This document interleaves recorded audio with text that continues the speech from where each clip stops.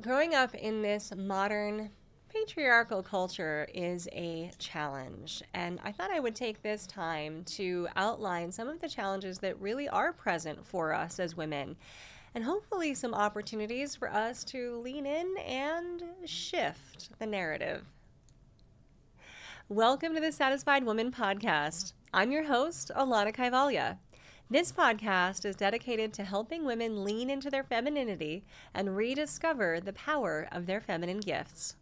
We take a look at what it means to be a modern woman and how we can live a satisfied life on our own terms. Visit the hub at TheSatisfiedWoman.com. And make sure you head over to my special page just for my podcast listeners and get all your free gifts at TheSatisfiedWoman.com/empowerme. So I know it may seem like I'm being Captain Obvious here, talking about the culture that we live in and the culture that likely you and I grew up in. And I recognize that there are many cultures at play here and that not all of my listeners will have grown up in America like I did. But if you are here in the West, and frankly, if you've grown up as a woman anywhere in the world, there's going to be some similarities and things that you recognize. We've been living in a patriarchal, dominant culture for thousands of years. There's a little bit of speculation on exactly how long, definitely for at least 2,500 years, but some resources point to us being in a mostly patriarchal type of society for 8,000 to 10,000 years. That's a lot of feminine oppression. And it really comes from the fear around the power behind femininity and the desire to have power over femininity.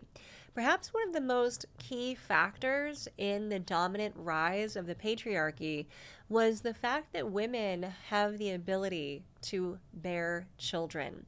And this idea that your family lineage comes from a woman, that they're the ones who bear the children, means that men want to possess that kind of power in order to control how families grow and are dominant in a particular society. Now, there are, of course, lots of factors that have folded into the growth and development of this patriarchal culture that we live in today, and I am certainly not blaming men. Men, just as you and I have also grown up in this culture. They're not at fault. They didn't do anything wrong. Now, when they continue to play into some of the more distorted or toxified ideas of masculinity, then we've got something to talk about. And there are really, really wonderful groups out there who are doing men's work to help rectify that and strengthen the healthiest ideas of masculinity. Because masculinity, when it's in its healthiest expression, is not only amazing and powerful and strong and directive, but it's also a perfect complement to the amazing strength of femininity. So we do need both. Masculinity is not to blame. It's not bad. It's nothing to put shame on or around. The toxicity and the distortion of masculinity and the oppression of the patriarchy, that's what we want to challenge. That's what we want to challenge. And look, I know that this podcast is geared to women, and particularly the satisfied women or the women who want to be satisfied. But, if you're a man and you're listening to this podcast, maybe your girlfriend, wife, partner, lover, friend has offered it to you, then listen up. Listen up, because the good men, the good masculine people out there, those who identify as primarily the masculine polarity, they're going to want to do a good job with their masculinity. Just like you and I want to do an excellent bang-up job with our femininity. What we want to do is try and move these energies, these masculine and feminine energies, into their unique yet complementary highest expressions for the benefit of all. Okay, so right from the outset, that's my disclaimer, that it's not men that are bad. It's simply the cultural narrative that we've grown up in where it oppresses and harms femininity that we're trying to rewrite and overcome. And it is not easy. Masculine qualities are more prized these days. The idea that we have to be successful. Success itself is a masculine notion. That idea of a linear pathway to some sort of end goal or finish line that is often hierarchical and to the detriment of others is a masculine idea. It is not a feminine idea. And yet, I remember even as a kid, and you might remember as well, and even still, we are all sold a bill of goods that success is the most important factor in life. You know, this idea that the keeping up with the Joneses narrative. We're also living in a time where we value science. Now, I do too. I mean, my undergraduate studies were actually in physics and astronomy. I went through Calculus 3. I love me some science and math. As a holder of a doctorate, I love research. I love the scientific method. So science is here. It's our future. It's our way of life. But sometimes this lean into science and this reliance even on science means that we value logic and reason over other valuable ideas like emotion and intuition. Well, if we can't prove it, how can it be true? And if it's not true and provable, then it must not be valuable. Well, that's just not the case. There are a lot of things in our everyday lives that have no, quote, value and are not, quote, provable or true that are so important for us as humans. Friendship being one of them. Music being another. Did you know that there's no evolutionary purpose for music? And yet, every human being on the planet responds to it and in some way thrives on music. It is a joyful expression of life that I think many would argue are necessary. So while science is really something that we have placed a tremendous amount of value on now in our culture, it's not, number one, inherently masculine. Science is neutral. Science is what it is. I know plenty of incredible female scientists who love the research methods as much as I do. So science isn't inherently, masculine or feminine. But I think that because we rely so much on it, we really focus on the logic and the reason, which are masculine traits. Logic and reason are masculine traits. And again, as people who identify as the feminine, we still have the masculine within us, and we still are able to have logic and reason. It's just not necessarily our default or what we will trust first or most. We might check our intuition and our emotion against logic and reason, not the other way around. So just something to consider. So we're living in a time, in a society that has a bit of a distortion of the masculine and still oppresses and reduces and minimizes the powerful and strong qualities of the feminine. The other part that is challenging for us is what people believe femininity or women should be.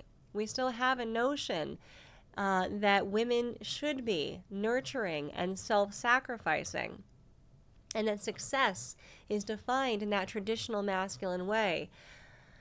We actually don't have, those things just aren't true. Women shouldn't always be nurturing and self-sacrificing. First of all, this idea of self-sacrifice, I write about this in my book quite a bit. We are very much told and trained and raised that as women, we need to just give ourselves away, that we need to do everything for everyone, be all things to all people, say yes to whatever comes our way, that no is not an option, and that becomes very dangerous. It drains us, it depletes us, and it ravages us, as opposed to allows us to be ravished. Being ravished is exciting, it's fun, it's mutual. Being ravaged means that we are simply taken from, we are simply drained, we are simply depleted. So self-sacrifice is not a feminine quality. It is not. We've been trained that it is. We've been told that women should be self-sacrificing because that keeps us disempowered. It keeps us small. It keeps us on our back foot. If we are drained and exhausted, we don't have the power to speak up for ourselves and say no. So self-sacrificing, if that's something that you've witnessed either in yourself or the women around you, it can stop. You don't have to. I'm fully giving you permission to knock that off.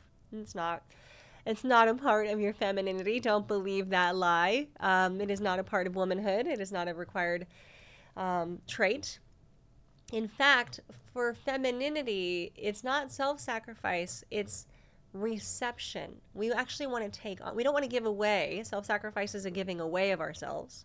We actually want to take on and receive. We want to absorb. We want to enhance.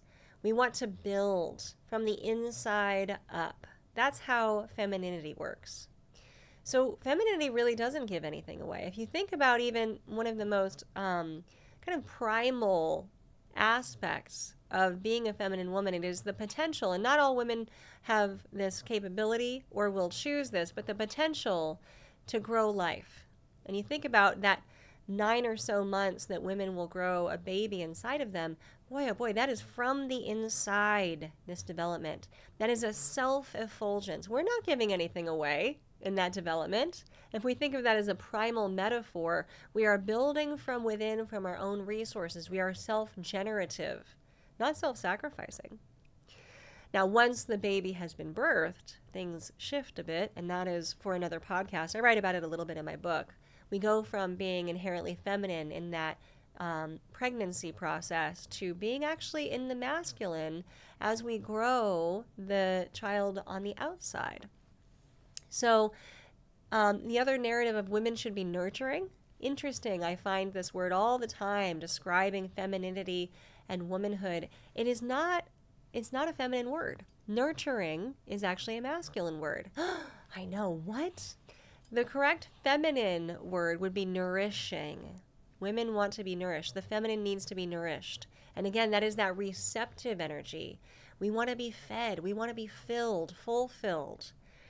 To nurture is to be externalized and to grow something on the outside. And nurturing is actually very directive and very developmental. If you look up the definition of nurturing, it is for growth and development. And growth and development externally is a masculine trait. Nurturing is one of the premier masculine qualities. If you have good masculine people in your life, you will know this about them.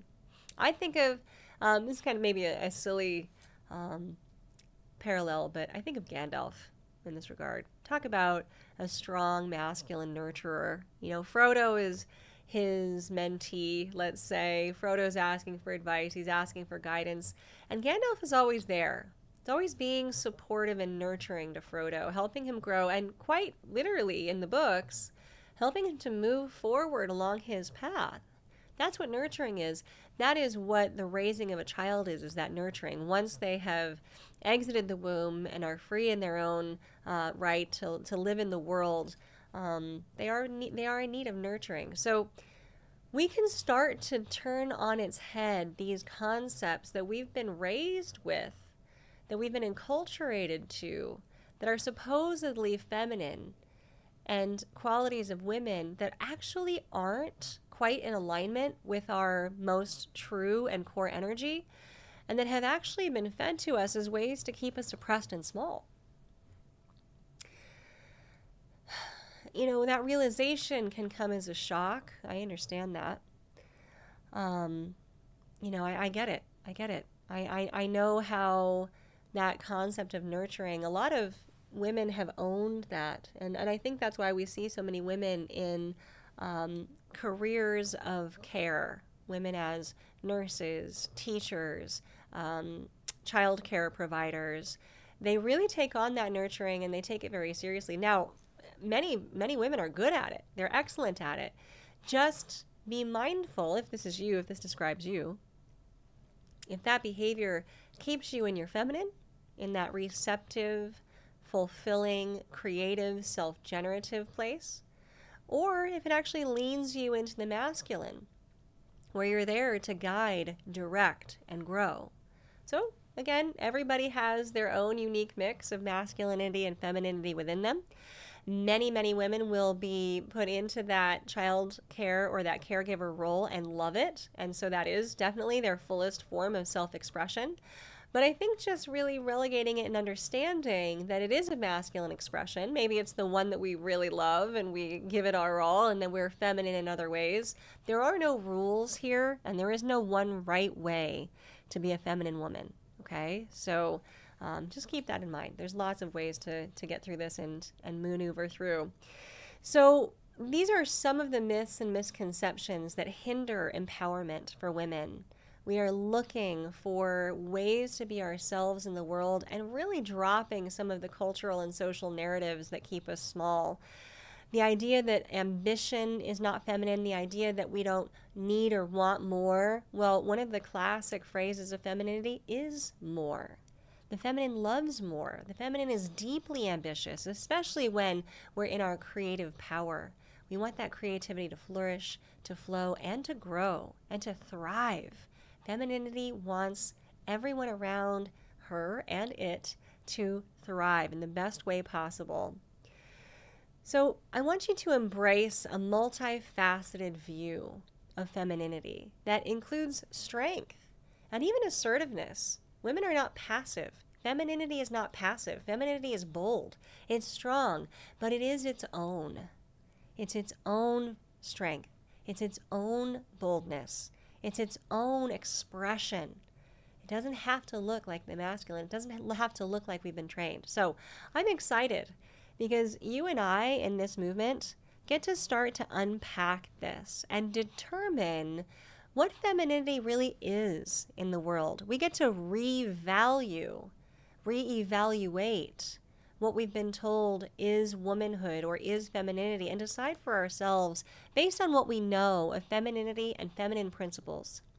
And most of all, we get to tap into how we feel and what our intuition says about who we are in the world. Because if we truly take a look at that, I bet it's going to be a little bit different than what we've been told. Part of being a woman, part of being feminine is questioning. It is that internal inquisition that then creates external change. So question everything. That is so in your power as a feminine woman. So let me know what you're questioning. Let me know what you're thinking about. Let me know what roles feel dated to you. Let me know what roles feel still authentic to you. And let me know what kind of things you want to move more into. And please let me know how I can help. Make sure you head over to the hub at TheSatisfiedWoman.com, and especially make sure you go to the goodies page that I've compiled for you at TheSatisfiedWoman.com/empowerme. And I cannot wait to talk to you on the next podcast. And until then, please stay satisfied.